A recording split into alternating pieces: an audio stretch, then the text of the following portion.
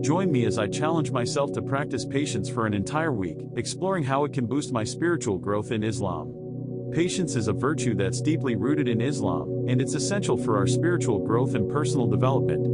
In today's world where everything moves at an incredible pace, patience has become a rare commodity. We want instant gratification, instant results, and instant answers. But the truth is, true growth and progress require time, effort, and patience. We all face challenges in practicing patience, don't we? We get frustrated when things don't go our way, when we're stuck in traffic, when our internet connection is slow, or when we're waiting for something we desperately want. We get restless, anxious, and sometimes, we just give up. This impatience can lead to feelings of anger, frustration, and even despair. In today's fast-paced world, it's easy to get caught up in the whirlwind of activity and forget to slow down. We're constantly connected, constantly stimulated, and constantly on the go. It's no wonder we struggle with patience. We're wired to respond quickly, to react immediately, and to expect instant results. But this constant state of alertness can be exhausting, and it can lead to burnout if we're not careful.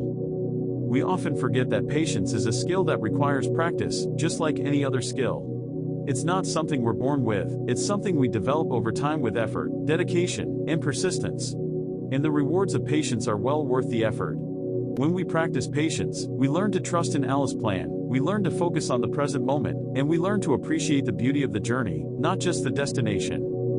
The Quran and Hadith are filled with verses and stories that emphasize the importance of patience. In Surah Al-Baqarah, Allah says, "And surely, we shall test your steadfastness with fear and hunger, and loss of wealth, lives, and crops. Yet, give good news to those who persevere." This verse reminds us that patience is not the absence of difficulties, but the ability to persevere in the face of those difficulties. In another beautiful hadith, the Prophet Muhammad, peace be upon him, says, "Those who are patient will be given their reward in full, without reckoning." This hadith reminds us that patience is not just a means to an end, it's an end in itself. The reward of patience is not just what we achieve through it, but the peace, the tranquility, and the contentment we experience in the process. The story of Prophet Yusuf, peace be upon him, is a powerful example of patience in the face of adversity.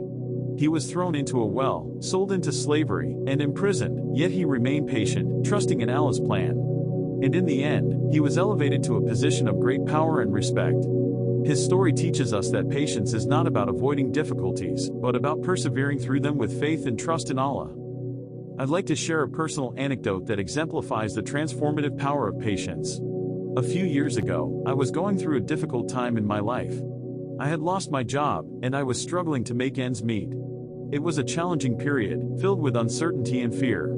But I remembered the story of Prophet Yusuf, peace be upon him, and I decided to practice patience. I started praying more, reading the Quran more, and trusting in Allah's plan. And slowly but surely, things started to fall into place. I got a new job, I started rebuilding my life, and I learned to appreciate the beauty of the journey, not just the destination.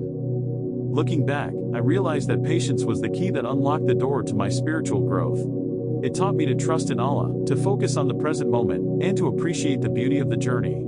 And that's what I want to encourage you to do, to practice patience, to trust in Allah's plan, and to focus on the journey, not just the destination. So, what are your thoughts on patience?